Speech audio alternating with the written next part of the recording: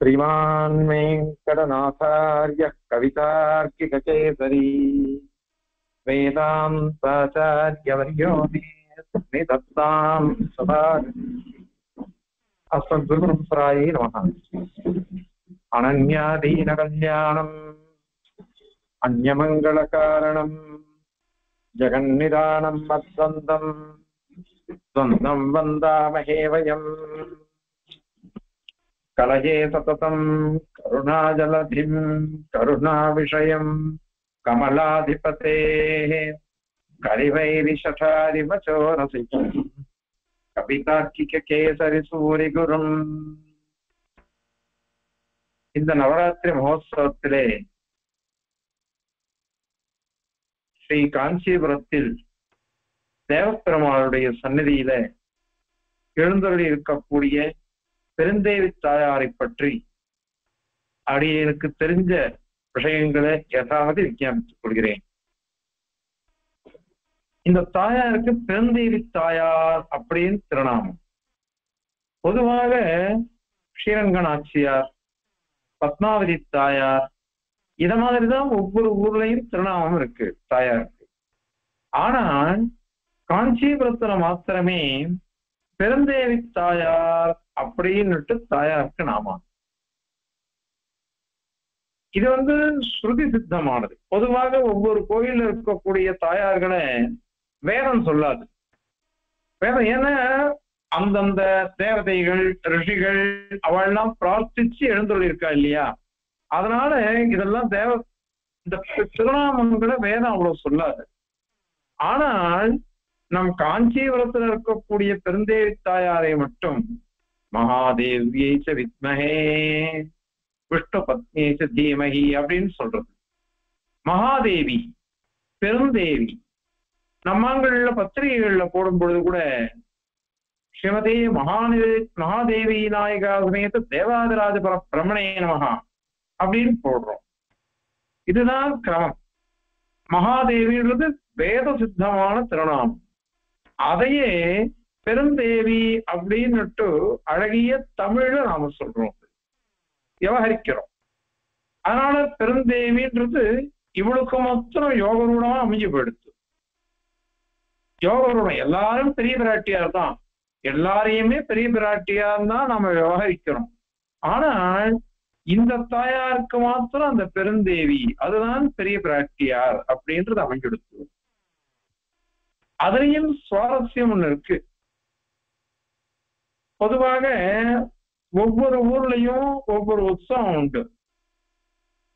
இந்த பெருந்தேவி தாயாருடைய ஏற்றம் ஒண்ணு பாருங்க. பங்குனி உத்திரத்தன்னைக்கு பெருமாள் சேர்த்தி சேவையில எழுந்துள்ளார். இந்த சேர்த்தி சேவைங்கிறது எப்படின்னாக்கா, நூற்றுக்கால் மண்டபத்தில இருந்து பெருமாள் எழுந்துள்ளார். அங்க முதல்ல பெருமாள் கடைசியில தான் எழுந்துள்ளார். உள்ளுக்குள்ள தாயார் சன்னதிக்கு எழுந்துள்ளார். தாயார் சன்னதியில பெருந்தேவி தாயார் மூலவர் எழுந்துள்ளிருப்பார், உற்சவரும் எழுந்துள்ளிருப்பார். அதுக்கப்புறம் உபயநாச்சியார், ஆண்டாள், மலையாள நாச்சியார் இவெல்லாம் அங்க எழுந்துள்ளார். கடைசியில தேவப்பெருமாள் சாட்சான் மன்மதகான்னுட்டு அற்புதமான அலங்காரங்கள் சாத்திட்டு ரத்ன கம்பளம் விரிச்சு மங்கள பாத்தியத்தோட மங்கள ஹாரத்தியோட ஆச்சரியமா எழுந்துள்ளியாகும் பெருமாள். அங்க உள்ள போய் சேவிக்கிறவாளுக்கு தான் தெரியும். ஒவ்வொரு தாயாரும் ஒவ்வொரு அழகல் இருப்பா. ஆனால் பெருந்தேவி தாயார் மாத்திரம் நான் திவ்ய மகிழ்ச்சி, பெரிய பிராட்டி, நான் எனக்கு கீழே தான் இவ எல்லாரும் அப்படின்ற மாதிரி அவ்வளவு கம்பீரமா எழுந்தருளி இருப்பாள் பெரிய பிராட்டி பெருந்தேவி தாயார், மகாதேவி தாயார். அதனால இந்த சுவாரஸ்யம் இதுதான். இங்க அவ்வளவு தூரம் எத்தனை தாயார்கள் வந்தாலும் பெருந்தேவி தாயார் தன்னுடைய சுரூப ரூப வைபவங்கள் எதையும் விட்டு கொடுக்கறது இல்லை. அவ்வளவு கம்பீரமா எழுந்தருளி இருப்பா. அதனால இந்த பெருந்தேவி தாயாருடைய வைபவம் சாமான்யமானது அல்ல. அப்புறம் இந்த பெருந்தேவி தாயாருடைய அவதாரம் எப்படி அப்படின்னுட்டு ஒரு விஷயம் வருது. சில பேர் என்ன சொல்றா அப்படின்னாக்கா, பிருகு மகரிஷி யாகம் பண்ண அந்த யாகத்துல அவதரிச்ச இந்த தாயார் யாகத்துல அவதரிச்சதாக ஒரு சம்பிரதாயம். இன்னைக்கும் தாயார் சன்னதியில பிரதட்சணமா வந்தோம்னாக்கா அங்க சித்திரங்கள்லாம் இருக்கும். அந்த சித்திரங்கள்ல பிருகு மகரிஷி யாகம் பண்ற மாதிரியும் அங்க தாயார் அவதரிச்ச மாதிரியும் ஒரு சித்திரம் இருக்கும், வரைஞ்சிருப்பா. அது பிரமாணம்னு அர்த்தம் இல்லை. ஏன்னா பெரியவாள் இந்த கிரமத்தை அங்கீகரிக்கிறான்னு அர்த்தம். பெருமாள் அசுமேத யாகத்தில் அவதரிச்ச அப்படின்னு சொன்னாக்கா தாயார் இந்த பிருகு மகர்ஷியுடைய யாகத்துல அவதரிச்சார். அதனால அது விசேஷமானது. இது ஒரு பட்சம். இன்னொரு பட்சம், பெருமாள் தாயார் பெருமாள் புண்ணியகோள் விமானத்துல யாகத்துல அவதரிச்சார். ஆனால் பிராட்டியோ அங்க கிழக்கு கோபுரம் கொள்ளியும் அது உள்ள அதுக்கு முன்னாடி கோயிலுக்குள்ளேயே பொற்றாமரை குளம்னு ஒரு குளம் இருக்கு, பொற்றாமரை குளம். அந்த பொற்றாமரை குளத்துலதான் இவ அவதரிச்சா. பொற்றாமரை குளத்துல அவதரிச்சதுனால இவளுக்குதான் தாமரையாள்னே இவளுக்கு பேரு. இவளுக்கு தாமரையாளா போயிடுவே, அவனுக்கு தாமரையால் தனிக்கேள்வனா ஆயிட்டான் பகவான். அதனால பத்மாவதி தாயார்னு திருச்சானூர்ல எப்படி நம்ம சொல்றோமோ அந்த மாதிரியாக இந்த பெருந்தேவி தாயார் பொற்றாமரை குளத்துல அவதரிச்சவோ ஆவிர்பாவம் அங்க. இப்படி ரெண்டு விதமான அனுபவமும் இருக்கு. இது எப்படி இது சொல்றது அப்படின்னாக்கா, சுவாமி தேசிகன் ஸ்ரீஸ்துதி ஸ்ரீஸ்துதியில மங்களாசாசனம் பண்ணது சில பேர் ஸ்ரீரங்கத்துலன்னு சொல்றா, இன்னும் சில பேர் திருவகீந்திரபுரத்துல அப்படின்னு சொல்லுவா, இன்னும் சில பேர் காஞ்சிபுரத்துல அப்படின்னு சொல்றா. காஞ்சிபுரத்துல சொல்லச்சு ஆவிர்பாவ கலச ஜலதோ அத்வரே வாபியஸ்யா அப்படின்னு சாட்சிட்டு போயிட்டார் சுவாமி தேசிகன். அத்வரே யாகசாலையில யாகத்துல அவதரிச்ச போது அப்படின்னு ஒரு பட்சத்தை சுவாமி தேசிகனே சாதிச்சிருக்கார். அது வேற எந்த ஊருக்கும் இல்லை. யாகத்துல அவதரிச்சதுன்றது வேற எந்த ஊருக்கும் இல்லை தாயார் விஷயமாக.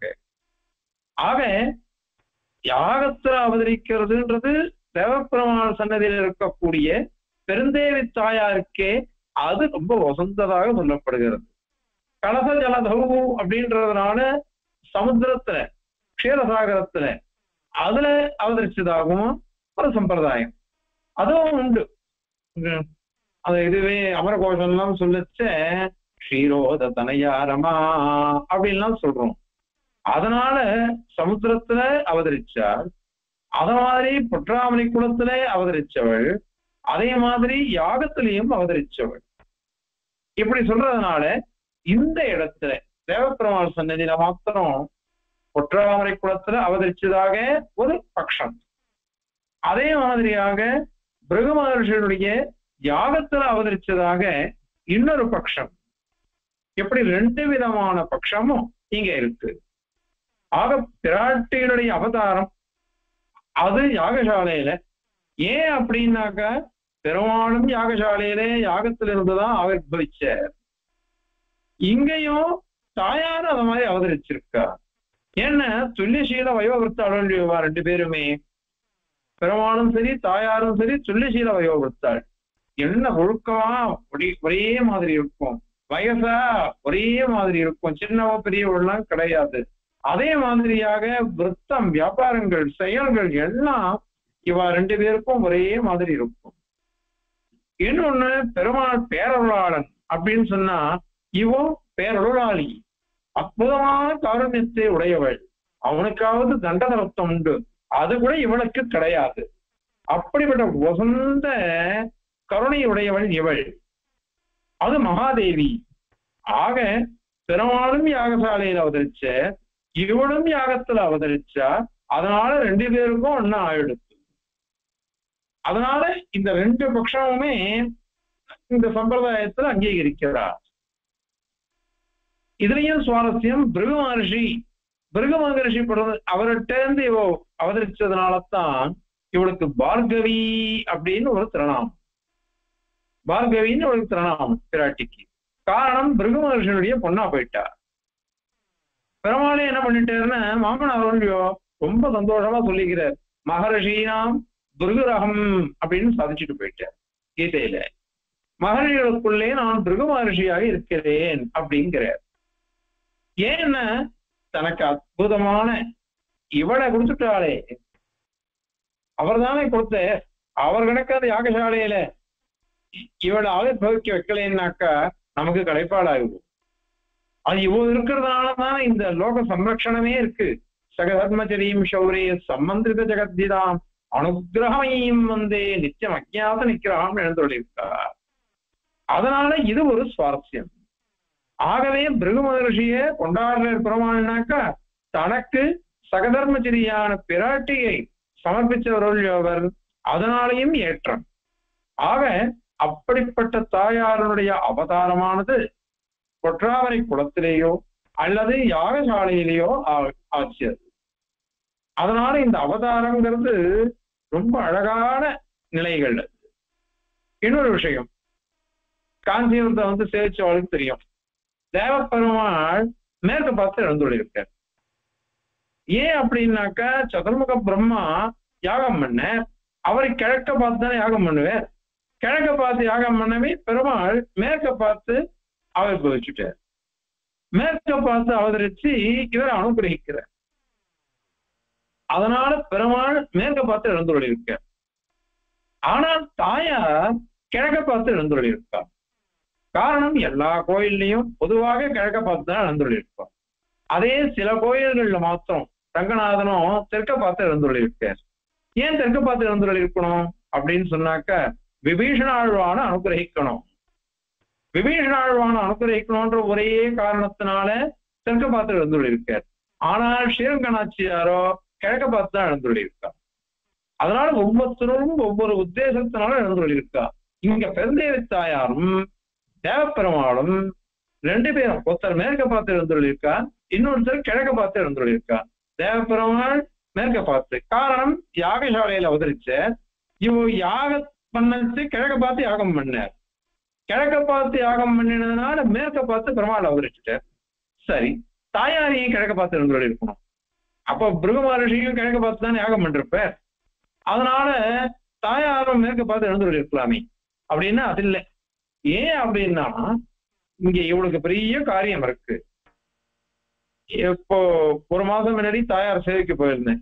அங்க பட்டர்கிட்ட கேட்டேன் அடியன். அந்த பட்டர் சாதிச்சாருது, ஒன்னிர சுவாமி, இது கிழக்க பார்த்து எழுந்துள்ளிருக்கிறது எல்லாருக்கும் பொதுவான விஷயம். ஆனால் இவ ஏன் கிழக்க பார்த்து எழுந்துள்ளிருக்காள் அப்படின்னாக்க பெருமாள் கிட்ட நமக்கு புருஷகாரம் பண்ணணும். நமக்கோசரம் பெருமாள் கிட்ட புருஷகாரம் பண்ணி நம்மளை அனுகிரகிக்கணும் இல்லையோ, அதற்கோசரம் பிராட்டி கிழக்க பார்த்து எழுந்துள்ளிருக்கா.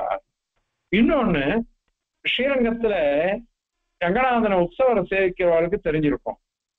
உபயநாச்சிமார நேரம் நாம சேவிக்க முடியாது. கொஞ்சம் சைட்ல போனாதான் ஸ்ரீதேவி தாயாரோ அல்லது பூதேவி தாயாரோ சைட்ல போய் தான் சேவிக்க முடியும்.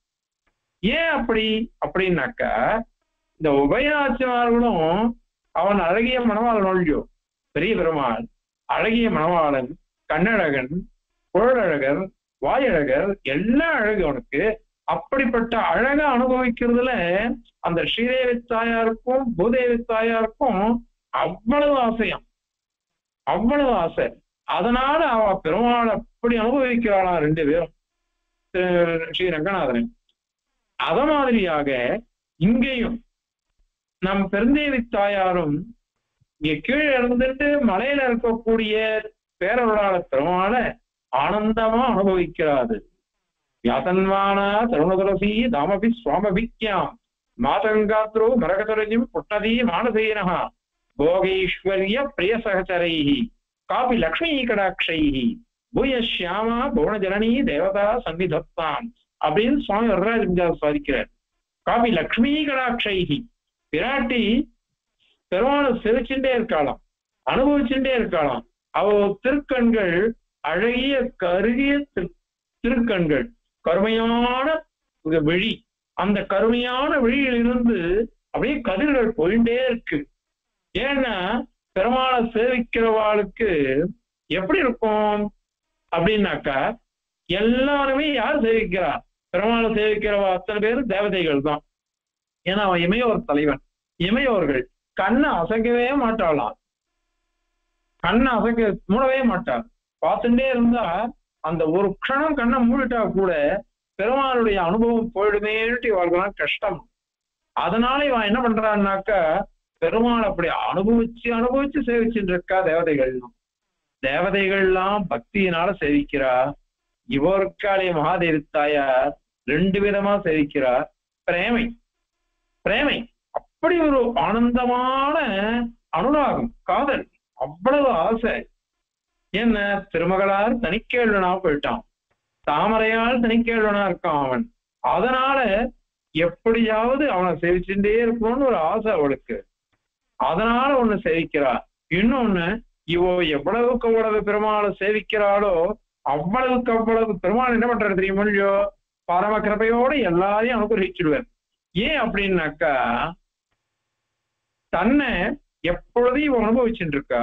இவ அனுபவிச்சே தன்னுடைய முகத்துல ஒரு கோபத்தையோ தண்டனத்தையோ இத மாதிரி எதையாவது காமிச்சுட்டாக்கா அவ அனுபவத்துல இது வந்துடும், கொஞ்சம் நியூனத்தை வந்துடும். ஏன்னா நல்லா அழகா இருக்காருன்னு பாக்குறோம், மூஞ்ச சுழிச்சுட்டு இருக்கு பத்தியா அப்படின்னு சொன்னாக்க எப்படி இருக்கும்.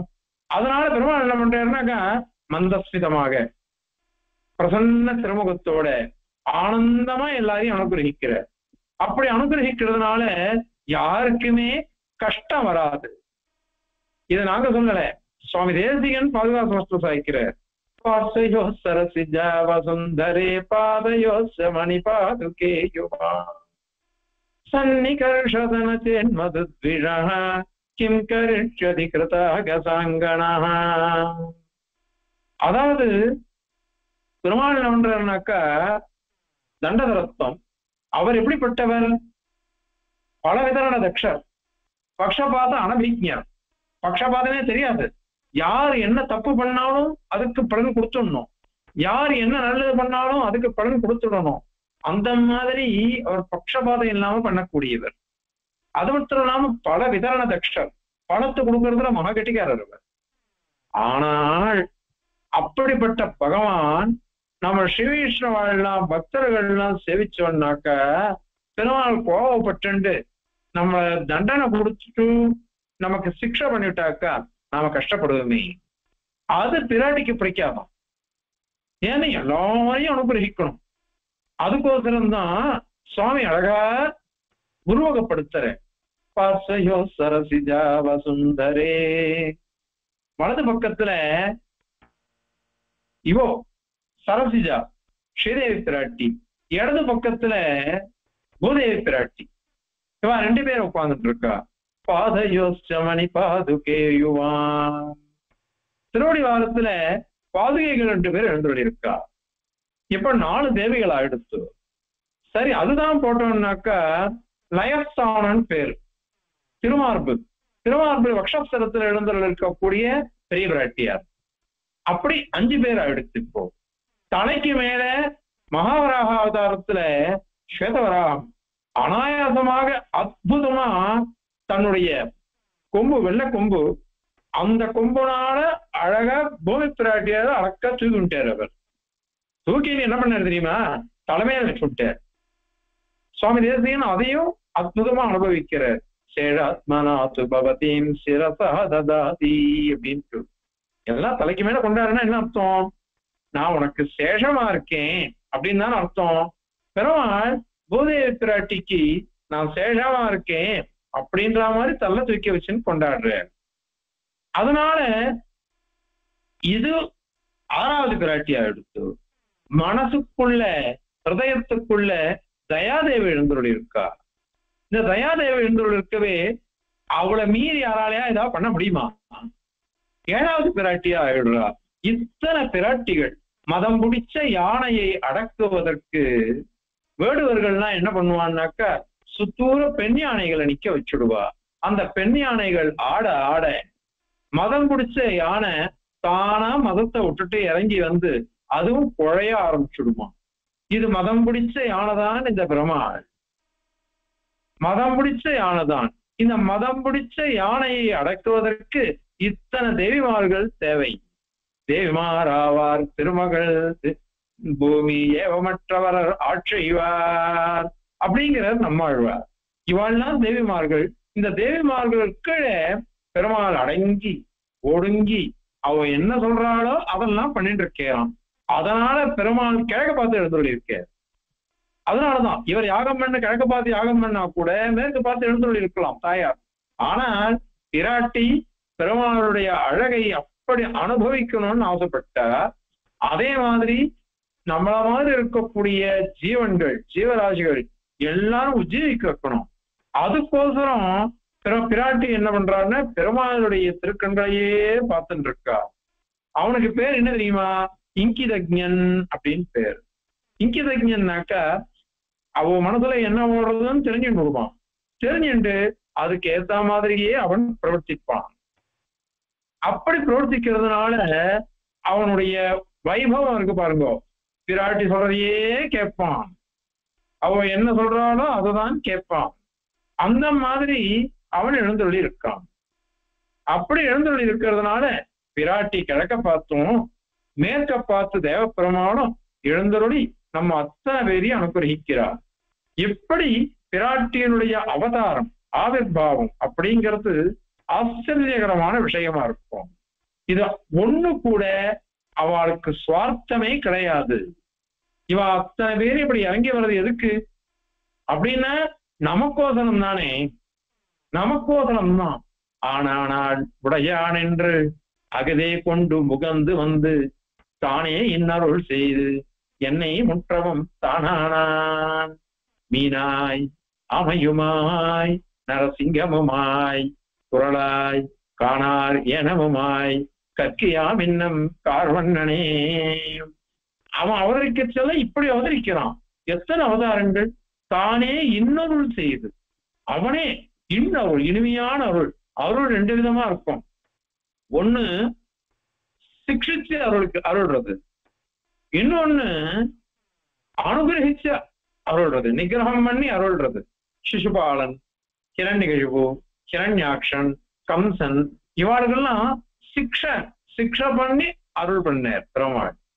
ஆனால் பக்தாளுக்கெல்லாம் மாத்திரம் ரக்ஷ பண்ணி அனுகிரகிக்கிறது. அங்க சிக்ஷை அருள், இங்க ரக்ஷை அருள்.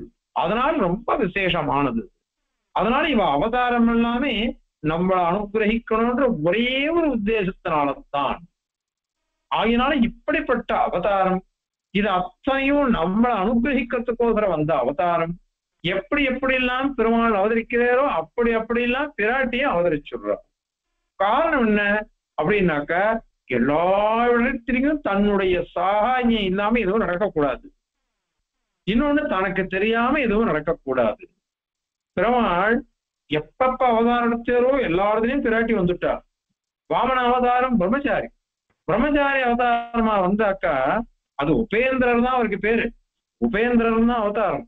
ஆனா குள்ளமா இருந்ததுனால வாமன அவதாரம்னு அதுக்கு பேர் வந்துட்டு. வாமனர்னா குள்ளர்னு அர்த்தம். அதனால வாமன குள்ளமா இருந்ததுனால வாமனர். பாகவதத்திலேயே அன்னைக்கு சேவிச்சேன், ஸ்ரீ ஜெயந்தி அன்னைக்கு பெருமாளே சொல்ற, நான் உபேந்திரன், நான் வாமனனா இருந்தனால என்ன வாமனன் சொல்லுவா, குள்ளமா இருந்ததுனால அப்படிங்கிறார். வாமன அவதாரம், பிரம்மச்சாரி அவதாரம். அங்க கூட சரி பிராட்டி நான் வராம நீ போகக்கூடாது அப்படின்னு விட்டா. என்னதான் பண்றது? கடைசியில கிருஷ்ணாஜனத்தை ஒழிச்சு அழிச்சுன்னு வந்தேராம் பெருமாள். உள்ளுக்குள்ள உட்கார்ந்துட்டு இருக்கா. மகாபலிக்கு தெரியல. மகாபலி கேட்டானா, குள்ளமா இருக்கிறதுனால யாரும் உனக்கு பொண்ணு தரலையா? நான் பொண்ணு தரேன் உனக்குன்னுட்டு. உள்ளுக்குள்ள அவ கடகடகலன்னு சிரிக்கிறாளாம். ஏன்னாக்கா நிச்சய வேஷா ஜெகன்மாதா விஷ்ணோஸ்ரீ ரணபாயி, என்னைக்குமே பிரிக்க முடியாம எழுந்துள்ள இருக்கக்கூடிய பிராட்டி அப்படி இருக்கச்சே உள்ள வந்திருக்கா. அவனுக்கு தெரியாதது தெரியாம அவன் என்ன பண்ணான்னாக்கா, பொண்ணு உனக்கு கிடைக்கலையான்னு கேட்கிறானே, கபட வாமனதாம் உபேதகா அப்படிங்கிற தேசியம். இந்த மாதிரியாக இந்த பிராட்டியானவள் ஒவ்வொரு வாட்டியும் எல்லாம் அவதரிக்கிறார். கஜேந்திர மோட்சத்துல ஒண்டிதான் பிராட்டி அவதரிக்கல.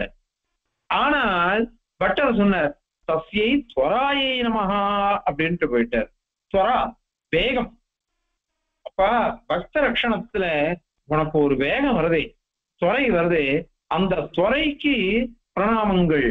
தஸ்யை துவராயை நமஹா அப்படின்னு சாதிச்சார். பெரியவா சொல்றா. இது லோகத்துல ஒரு விஷ்ணுபுராண ஸ்லோகம் ஒண்ணு இருக்கு. அதன்படி பார்த்தோம்னாக்கா, தேவதிர்யங் மனுஷ்யேஷு புன்னாமா பகவான் ஹரிஹி ஸ்ரீ நாம்னீர் லக்ஷ்மியின் மைத்ரேய நாணயோர் வித்யதே பரம் அப்படின்னு இருக்கு. இந்த லோகத்துல தேவதையோ மனுஷியாலோ தெரியக்குகளோ குறுக்குவாட்டில் வளர்ற மிருகங்கள், இதுல பெண் சப்தங்கள், பெண்பால் சப்தங்கள் அனைத்தும் பிராட்டிய சொல்லும். அத மாதிரி ஆண்பால் சப்தங்கள் அனைத்தும் பகவான சொல்லும். துவரா அப்படிங்கிறது பெண்பால் சப்தம், அதனால அது பிராட்டிய சொல்லி எடுத்து. அதனால அங்கேயும் துவரா ரூபமா பிராட்டி வந்துட்டாலும் என்ன அழகான நம்ம பெரியவாருடைய அனுபவங்கள். அந்த மாதிரியாக வசந்த பிராட்டி எல்லா இடத்துலையும் அவதரிக்கிறார். இந்த தேவப்பெருமாள் சன்னதியிலையும் இத மாதிரி அவதரிக்கிறார். இந்த பிராட்டி காஞ்சிபுரத்துல, ஸ்ரீரங்கத்துல, நம்ம திருச்சானூர்ல, நாச்சியார் கோயில், இது மாதிரி ஊர்கள்லாம் பார்த்தா விசேஷமா உற்சவங்கள் அனுபவிக்கிறார். அதுல திருச்சானூர்லயும் நாச்சியார் கோயில்லையும் தாயாருக்கே ஏற்றம், தாயாரே முக்கியமா இருப்பாது. அவ்வளவு அழகா அற்புதமா இருக்கும் அங்கெல்லாம் அந்த ஊர்ல தாயாருக்கு உற்சவங்கள். ஸ்ரீரங்க நாச்சியாருக்கோ பெருமாளுக்கு என்னென்ன உற்சவங்கள் உண்டோ வாகன உற்சவங்கள் தவிர்த்து மீது எல்லாம் பிராட்டி படிதாண்டா பத்தினி அந்த கோயில் தாயார் சன்னதி இருக்கே அதுக்குள்ளேயே எல்லா உற்சவங்களையும் அவ கண்டருள்றார் ஸ்ரீரங்க நாச்சியார். அதே மாதிரி ஆனால் பெரிய பிராட்டியோ இந்த பெருந்தேவி தாயாரோ எப்படின்னாக்கா கோயிலுக்குள்ள எல்லா உற்சவத்தையும் கண்டருள்றார். இதுல முதல்து ஆணி மாசம் ஜேஷ்டாபிஷேகம், ஆணி சிரவணம், தேவப்பெருமாளுக்கு ஜேஷ்டாபிஷேகம். அது எந்த கிழமை வந்தாலும் சரி ஜேஷ்டாபிஷேகம் தேவப்பெருமாளுக்கு பரதருக்கு. அது முடிஞ்சு அது ஆணி சிரவணம், அது எந்த கிழமை வேணாலும் வரட்டும். அது முடிஞ்சு அடுத்த வெள்ளிக்கிழமை தாயாருக்கு ஜேஷ்டாபிஷேகம். அந்த மாதிரி ஜேஷ்டாபிஷேகம் ஆயிடுறது. இந்த ஜேஷ்டாபிஷேகம் ஆயிடுச்சுன்னாக்க ஒரு மண்டலம் பெருமாளுக்கோ தாயாருக்கோ எந்த புறப்பாடும் கிடையாது பொதுவாக. ஆனால் அது நடுவுல விசேஷமான ஆச்சாரியால் திருநக்ஷத்திரம் அதெல்லாம் வச்சுக்கோங்க, அதுக்கு ஒண்டி புறப்பாடு உண்டு. பெரியாழ்வார் திருநக்ஷத்திரம் அது வந்துருச்சுன்னாக்கா அன்னைக்கு பரதத்துவ நிரூபணம், கருட வாகனம் உண்டு, கருடாருடா பெருமாள் எழுந்துள்ள. ஆனால் ஆடி கருடன் அன்னைக்கு ஆடி பௌர்ணமி அன்னைக்கு பெருமாள் எழுந்துள்ளார். அதே மாதிரி ஆளவந்தார் திருநக்ஷத்திரம் ஆடி உத்திராடம் அந்த ஆணி சிரவணத்துக்கு அப்புறம் வரும், ஒரு மாசத்துக்குள்ள வந்துடும். அப்போ உண்மையிலேயே பெருமாள் வெளில ஏறக்கூடாதுதான். ஆனா அது பெரிய உற்சவம். ஆளவந்தாராச்சே அவருடைய திருநக்ஷத்திரம், அதுக்கு பெருமாள் எழுந்துள்ளார். சில சமயத்துல வெள்ளிக்கிழமை அந்த திருநக்ஷத்திரம் வந்துடும். இந்த வருஷம் ஆவணியாவட்டத்துக்கு முதல் நாள் வெள்ளிக்கிழமை வந்துடுத்து ஆடி உத்திராடம், சனிக்கிழமை ஆவணியாவட்டம், வெள்ளிக்கிழமை உத்திராடம் ஆடி உத்திராடம், அன்னைக்கு ஆளவந்தார் திருநக்ஷத்திரம். அதற்கு பெருமாளும் தாயாரும் ஒன்னா எழுதுவோம், ரெட்ட புறப்பாடு. இது எதுக்கு இதை சொல்ல வந்தேன் அடியேன் அப்படின்னாக்கா, இந்த ரெட்ட புறப்பாடு அப்படிங்கிறது தேவப்பெருமாள் சந்நிதி நமக்கு இருக்கக்கூடிய ஆச்சரியகரமானது. அது மீதி எல்லா ஊர்லயும் இருக்கு, ஆனால் இங்க விசேஷமாவே இருக்காது. ஒவ்வொரு வாரமும் வெள்ளிக்கிழமை தாயார் புறப்பாடு உண்டு. அந்த தாயார் புறப்பாட்டு அன்னைக்கு சிரவணமோ அஷ்டமோ ஏகாதசியோ பௌர்ணமியோ அமாவாசையோ மாசப்பிறப்போ அல்லது ஆழ்வார் ஆச்சாரியர்கள் திருநக்ஷத்திரமோ இது அந்த வெள்ளிக்கிழமை வந்துருச்சுன்னு வச்சுக்கோங்க, அப்ப ரெட்ட புறப்பாடு இருக்கும். இந்த ரெட்ட புறப்பாடு சேவிக்கிறதுன்றது ஆச்சரியமா இருக்கும். பெருமாள் என்ன பண்றாருனாக்கா திருவடி கோவில் பிறகு எழுந்துள்ளார். எழுந்துள்ளிட்டு திரும்ப வருவார். 2 கொடை வாத்தியம் அது பாராயணம் எல்லாத்தையோட வருவார். பெருமாள் கோபுர வாசல நின்றுருப்பார். இவர் நின்ற உடனே இங்க பாராயணம் ஆயிட்டு இருக்கோம், வாத்தியம் வாசிச்சுட்டு இருப்பார். அப்பதான் தாயார் சன்னதிக்கு போவாய்வா. நிதானமா தாயார் கிளம்புவா. ஒரு கொடை, ஒரு உடல் தீவட்டி அதோட எழுந்துருவா. எழுந்தருளி பெருமாள் பக்கத்துல வந்து நின்றுருவா. 2 பேர் நின்றுட்ட உடனே அவளுக்கு கிழக்க பார்த்து எழுந்துருளி இருப்பா 2 பேரும். உடனே வடக்க பார்த்து திரும்பிட்டுருவா. உடனே அங்க ஹாரத்தியாகி உபச்சாரம் உபகாரம் எல்லாம் கண்டுரொளி அனுகிரகிப்பா. ஆச்சரியமா இருக்கும் அந்த சேவை. இந்த ரெட்ட புறப்பாடுன்றது திவ்ய தம்பதின்னு சொல்றோம். ஸ்ரீரங்க திவ்ய தம்பதிகள், திருவேங்கடமுடையான் திவ்ய தம்பதிகள் அப்படின்லாம் சொல்றோம். ஆனால் இந்த காஞ்சிபுரத்துல அந்த திவ்ய தம்பதின்றதை நேரா நம்ம அனுபவிக்கலாம். பெருமாளும் தாயாரும் அவ்வளவு அற்புதமா இருப்பா. அவ 2 பேரும் அன்னைக்குன்னு பார்த்து அந்த தாயார் பக்கத்துல வந்துட்டா போதும், பெருமாளுக்கு ஒரு சோபை கூடிடும். அந்த மாதிரி எழுந்துடுறான். அப்படி எழுந்துருளி இவா 2 பேரும் ஒன்னா தோட்டத்துக்கு எழுந்துருளி அங்க போய் திருவாராதனம் கண்டருளி பிரசாதம் கண்டருளி கோஷ்டிக்கு தீர்த்தம் ஷடாரி பிரசாதம் எல்லாம் விநியோகம் ஆகி திரும்ப எழுந்துருள்வார். எழுந்துருளி அந்த ராஜகோபுரத்துக்கு முன்னாடி வந்து அங்க ஒரு 4 கால் மண்டபம் இருக்கும். அந்த மண்டபத்துல 2 பேரும் எழுந்துருளி தலிகையெல்லாம் கண்டருளி திருப்பி அங்கேன்னு கிளம்பி வேத பாராயணம் முடிச்சுட்டு போய் எழுந்துருப்போம். இது ரெட்ட புறப்பாடுல நடக்கக்கூடிய விசேஷம். அந்த ரெட்ட புறப்பாடு சேவிக்கும் பொழுது தேவப்பெருமானே, பெருந்தேவி தாயாரே, நீங்க 2 பேரும் எனக்கு உபாயமாவும் இருக்கீங்கோ உபயமாவும் இருக்கீங்கோ. இப்படி 2 சுரூபம் ஒரே இடத்துல இருந்து எங்களை அனுகிரகிக்கிறீங்களே அப்படின்னு ஆனந்தப்படுவோம். நாம எல்லாம் அது சேவிக்கிறவர்களுக்கு தெரியும். சேவைக்கு அந்த பெருமானம் தாயாரை சேர்ந்துட்டா போறோம். இதுதான் சேவை குண்டம். இந்த மாதிரிதான் தயா சகாசீனம் அனந்த போகினி அப்படிங்கிறா.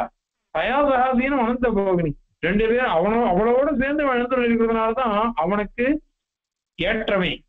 அவ இல்லைன்னாக்க அவனுக்கு ஒரு இழுக்கு வந்துடுறது. அவ இல்லைன்னாக்க அவனுக்கு, அவன் இல்லைன்னா அவளுக்கு. அதுலயும் ஒரு பர்த்தா பக்கத்துல பாரிய இருந்தாதான் அந்த பர்த்தாவுக்கே ஏற்றம் வருது. 2 பேரும் சேர்ந்து இருந்தாதான் ஏற்றம் வரும்.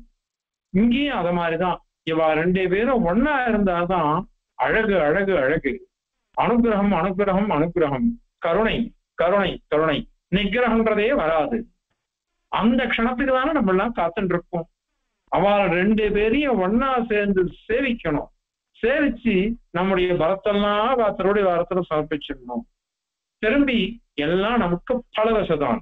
பிரபத்தி உத்தர தசையெல்லாம் பலதசைன்னுட்டு சுவாமி தேசியம் சாதிச்சிருக்கார். சரணாகதி பண்ணிட்டு இப்ப நம்ம எல்லாரும் சரணாகதி பண்ணிட்டோம். அதனால நமக்கு இப்ப பலதசை மோட்ச தசை தான். அதை நேரையே அங்க அனுபவிக்கலாம். பெருமாளையும் தாயாரையும் ஒன்னா சேவிக்கும் பொழுது நேரையே அதை அனுபவிக்கலாம். மோட்சத்துல அனுபவிக்கிற மாதிரி இருக்கும். அங்க இருக்கிற பரியந்தம் வேற எந்த சிந்தனையும் தோணவே தோணாது. ஸ்ரீரங்கத்துல பங்குனி உத்தரத்து அன்னைக்கு மொத்தம்தான், ஒரு நாள் தான் சேஷ சேவைன்றது. அதுக்கு அவ்வளோ மனுஷா சேவிப்பாடி எல்லாம் கஷ்டப்பட்டு சேவிச்சுட்டு வந்திருக்கேன். அந்த மாதிரி இங்க அப்படி கிடையாது. தடைக்கு விழுந்தா சேர்த்து சேவைதான். தடைக்கு விழுந்தா 2 பேரும் சேர்ந்து எழுந்துள்வா. இது எட்ட புறப்பாடுடைய மகிமை. அந்த மாதிரி ஜேட்டாபிஷேகம் சொன்னோம். இரட்டை புறப்பாடுகள் வெள்ளிக்கிழமை அன்னைக்கு ஏகாதசியோ அல்லது அஸ்தமோ சிரவணமோ மாசப்பிறப்போ அமாவாசையோ பௌர்ணமியோ இத மாதிரி இதெல்லாம் திருநட்சத்திரங்களோ வந்துருச்சுன்னு இரட்டை புறப்பாடு. அதுல 2 பேரும் அற்புதமா சேர்ந்து எழுந்துள்வா. நன்னா சேவிக்கலாம், ஆனந்தமா இருக்கும். அது அதே மாதிரியாக நவராத்திரி உற்சவம் வந்து ஆரம்பிக்க போறது. இன்னைக்கு அமாவாசை. இன்னைக்கு பெருமாள் என்ன பண்ணுவாருன்னா திருவடி கோவில் வரையும் போயிட்டு எழுந்துள்ளுவார். வந்து வாசல்ல காத்துட்டு இருப்பார். பிராட்டி அங்கே இருந்து எழுந்துள்ளுவா. எழுந்துள்ளினாக்கா 104 மண்டபத்துல 2 பேரும் ஒன்னா ரொம்ப நல்லா இருக்கும் அந்த உற்சவம். நாளையில இருந்து இன்னும் சுவாரஸ்யம். பெருமாள் கோயிலுக்கு வெளில இங்கேயே எழுந்துள்ளது இல்லை. அடுத்த வாரம் இன்னும் 10-12 நாளைக்கு பெருமாள் இங்கேயே எழுந்துள்ளிருப்பார். கீழையே எழுந்துள்ளிருப்பார். கீழையே எழுந்துருளி மலைக்கு போறதில்ல. நித்தியபடி நவராத்திரி உற்சவம்ன்றதுனால பெருமாளும் தாயாரும் ஒன்னா எழுந்துள்ளார். ரொம்ப அழகா இருக்கும் அந்த சேர்த்து சேவை. கண்ணாடி அறையிலேயே 2 பேரும் எழுந்துள்ளிருப்பா. நாளைக்கு கார்த்தால இருந்து விஸ்வரோகத்துக்கு அவ்வளவு கும்பல் இருக்கும். ஏன் அப்படின்னா பெருமாள் உபயநாச்சிமார் அதே மாதிரி பெருந்தேவி தாயார் இவா 4 பேரும் ஒன்னா எழுந்துள்ளிருப்பா. கார்த்தால அத்தனை பேர் அப்படி சேவிப்பா. அது அவ்வளவு நல்லா இருக்கும். அந்த கார்த்தால வேலையில பெரிய புஷ்பம் இருக்காது, சாதாரணமான புஷ்பம். அந்த புஷ்பத்தை சாத்திண்டு சர்வ அலங்கார பொழுதைகள், திவ்யாபரண பொழுதைகள் அந்த மாதிரி எழுந்துள்ளிருப்பாய் வாழலாம். அவ்வளவு அற்புதமான ஒரு சேவை அது. அந்த 10 நாள் அதுக்கப்புறம் விஜயதசமி அன்னைக்கு கார்த்தாலதான் தாயார் தன் சன்னதிக்கு எழுந்துள்ளிருக்கிறார். பெருமாள் கண்ணாடி அறையிலே எழுதிருப்பார். ஏன் அப்படின்னா அன்னைக்கு ராத்திரி அம்பு போடுறது விஜயதசமி பார்வையிட்டது இருக்கு. அதுக்கு குதிரை வாகனத்துல பெருமாள் எழுந்துள்ளுற. ஆனால் இந்த வாட்டி என்ன ஆயிடுற, இந்த வருஷம் அன்னைக்கு சுவாமி தேசிகன் திருநக்ஷத்திரம் வந்துள்ளது. திருநக்ஷத்திரம் வந்துடவே தேசிகன் எழுந்துராளி, தூக்குள் தேசிகன் எழுந்துராளி மங்களாசாசனம் பண்ணி அதன் பிறகு அவர் செட்டி தெரு தாண்டணும். அப்பதான் தேவப்பெருமாள் குதிரை வாகனத்தில் எழுந்துள்ளார். அம்பு போடுறதுன்னு சொல்லுவார். அதுக்கோசரம் எழுந்துள்ளார் பெருமாள். அது வரையும் எழுந்துள்ளக்கூடாது. ஏன்னா தேசிகன் உற்சவத்தை நடக்கச்சே பெருமாள் தானிய உற்சவம் பண்றது இல்லை. இப்பதான் சமீபத்துல ஒரு வாட்ஸ்அப்ல பார்த்தேன்.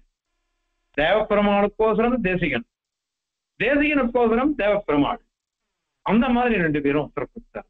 ஏன்னா ஜனனி ஜென்மபூமி சொர்க்காதி கரியசி, தான் பிறந்த ஊர், தன்னுடைய தாயார் இவா சொர்க்கத்தை காட்டில வசந்தவா. தேவப்பெருமாள் சன்னி அடிவாரத்துலதான் தேசிகன் அவதரிச்சது தூக்குள்ள.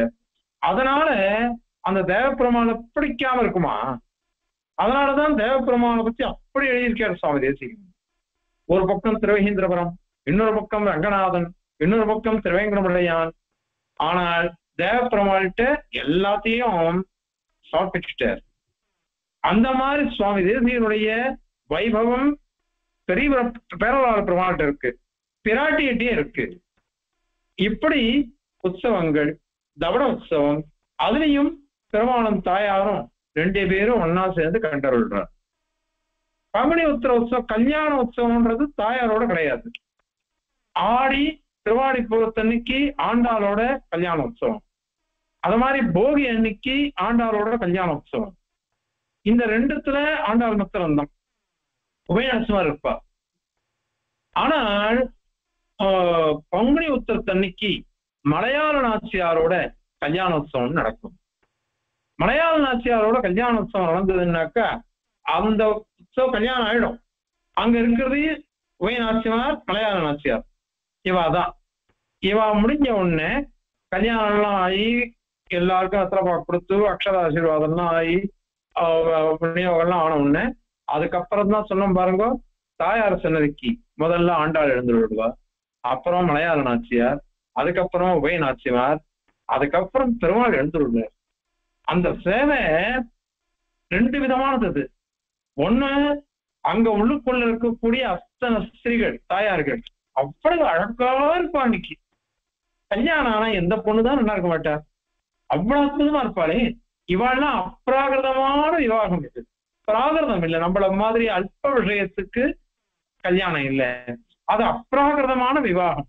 அப்ராகிருதமான விவாகமா போயிடுவே.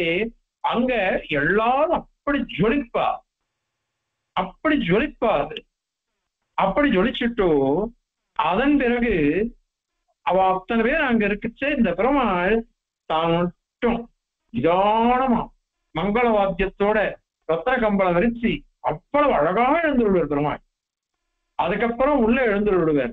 உள்ள எழுந்துருனா பொதுவா பொம்பளை பக்கத்துல ஒரு ஆம்பளை நின்றான்னு வச்சுக்கோங்க, அசுர வழியும், அவனுடைய காம்பீரியம் போயிடும், கொஞ்சம் அனுநயம் பண்ணுவான், வினீதனா ஆயிடுவான், சௌமிய சுரூபம் வந்துடும். அப்படிலாம் காம்பீரியமே இருக்காது.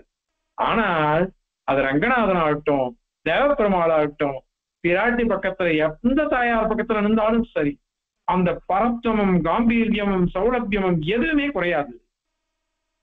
அஜகத்துல விடாம தன்னுடைய சுரூப ரூப விபாகங்கள் எல்லாம் இருக்கு பாருங்க, அதெல்லாம் விடவே விடாம அத்தனையும் சேர்ந்து எழுந்தொள்ளிருப்பான் பெருமாள். அங்க போனா போறோம், உள்ள போய் சேவிக்கணும். அது அந்த இடமே போறாது, தாயார் சன்னதி உள்ள இடமே போறாது. அதுக்குள்ள எத்தனை பேர் பாருங்க, பெருந்தேவி தாயார் மூலவர், பெருந்தேவி தாயார் உற்சவர், உபய நாச்சியார், ஆண்டாள், மலையாள நாச்சியார், இவா 6 பேரோட பெருமாள் நடுநாயகமா எழுந்தொள்ளிருப்ப. அவ்வளவு கம்பீரமா இருப்ப. அந்த பரத்துவத்தை விடமாட்டார், சுவாமித்துவத்தை விடமாட்டார், காம்பீரியத்தை விடமாட்டார், அந்த மந்தஹாசத்தை விடமாட்டார் பெருமாள். அத்தனை பேரோடய ஆனந்தமா எழுந்து இருப்பார். நீங்க ராத்திரி 11 மணிக்கு 12 மணிக்கு அது சேர்த்து சேவைன்னாக்கா பங்குனி உத்தரத்து அன்னைக்கு அடுத்த நாள் தான் சாயங்காலம் தான், சாயங்காலம் வரையும் சேவை. அதுக்கப்புறம் 4 மணிக்கு 5 மணிக்கு கந்தபடி உற்சவம்னு சொல்லுவாரு.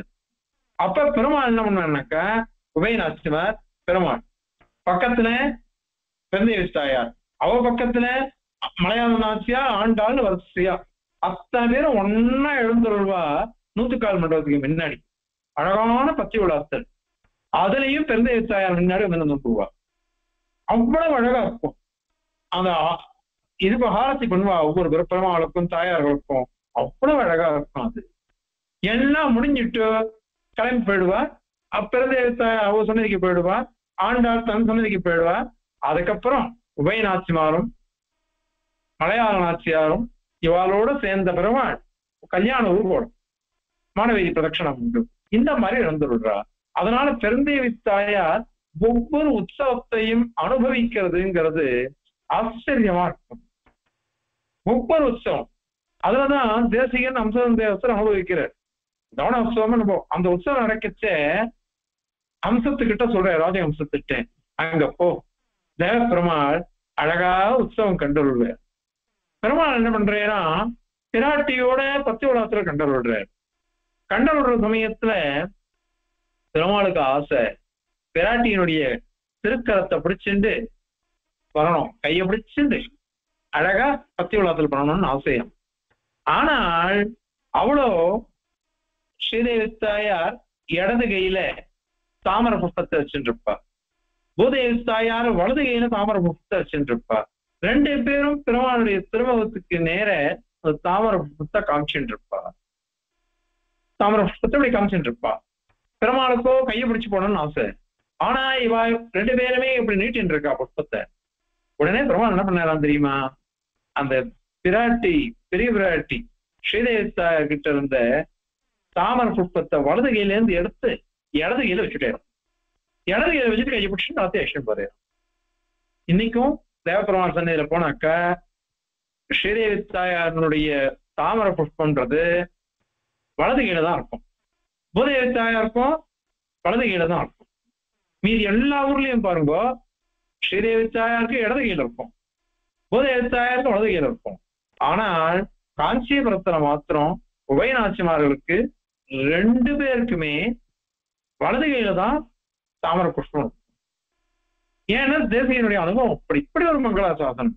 அவளை அது தேசியம் சாதிக்கிற அம்சம் வந்து அவளுக்கு நீ திருவாரூட்டக்கு எங்கே நீ விட்டுடு, உன்னுடைய அழகான ரெக்கைகள், அந்த ரெக்கைகளால அவ 2 பேருக்கும் திருவாரூட்டக்கு எங்கே நீ பண்ண சரி விசுற மாதிரி சரி அவளை உபத்திரவப்படுத்தாம அவளை சேவிச்சுட்டு நீ போயிடும் அப்படிங்கிற.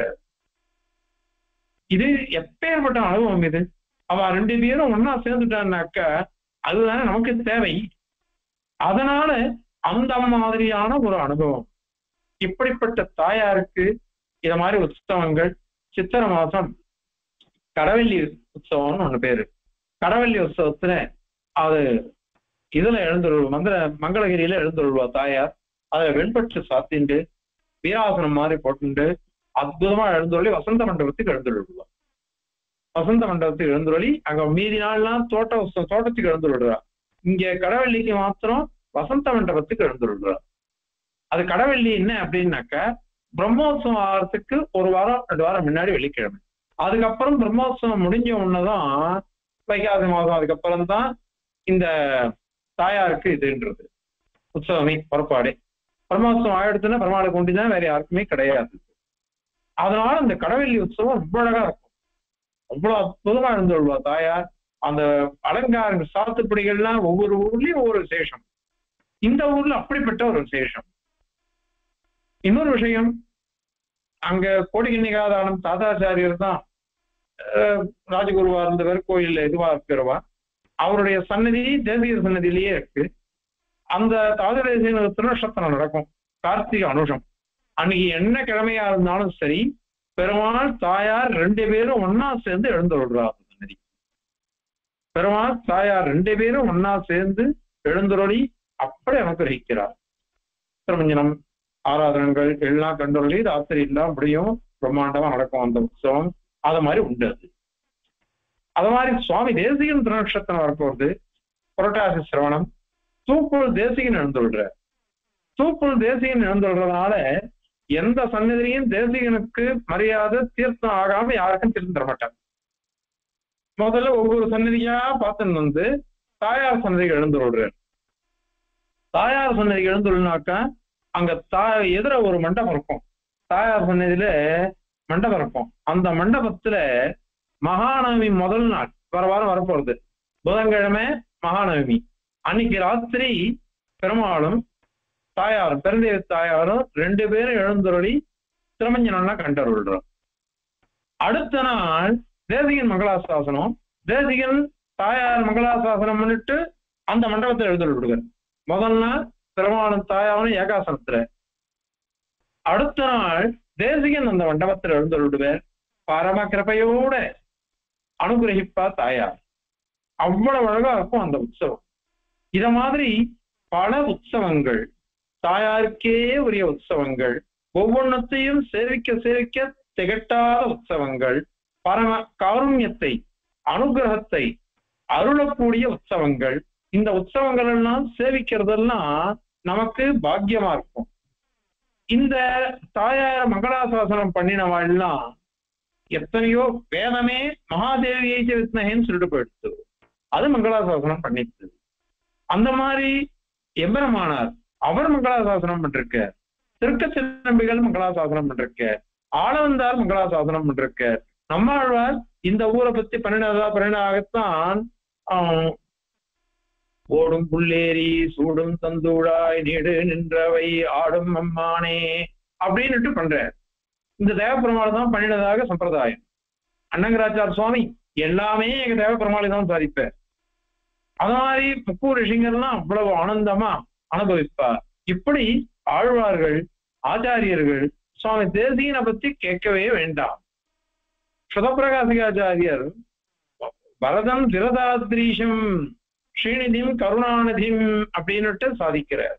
கருணாநிதி கருணாநிதி கருணைக்கெல்லாம் நிதி புதையலா இருக்கக்கூடியவன் எம்பெருமான்னாக்கா என்ன அர்த்தம் அப்படின்னாக்கா சுவாமி தேசிகனுடைய சாதிக்கிற தாயார், அந்த தாயாருடைய வைபவம் தான் அந்த கருணையினுடைய நிதியாக பெருமாள் இருக்கேன்னு அர்த்தம். அது இல்லாத போனா வராது. அப்படிப்பட்டது கருணை பிராட்டி. அவளோட சேர்க்கையினாலதான் அவனுக்கே ஏற்றம் வந்தது. அப்பிரமேயம் ஹி தத்தேஜா எஸ்ஸா ஜனகாத்மஜா அப்படிங்கிறார் வால்மீகி. அதனால அவளுடைய சேர்க்கையினாலதான் அவனுக்கு தேஜஸ் அப்பிரமேயமே மாறுடுச்சு. யாராலையுமே அளக்க முடியாது. அப்படிப்பட்ட ஒரு தேஜஸ் வந்தது. அப்படின்லாம் ஆச்சாரியெல்லாம் மங்களாசாசனம் பண்ணியிருக்க.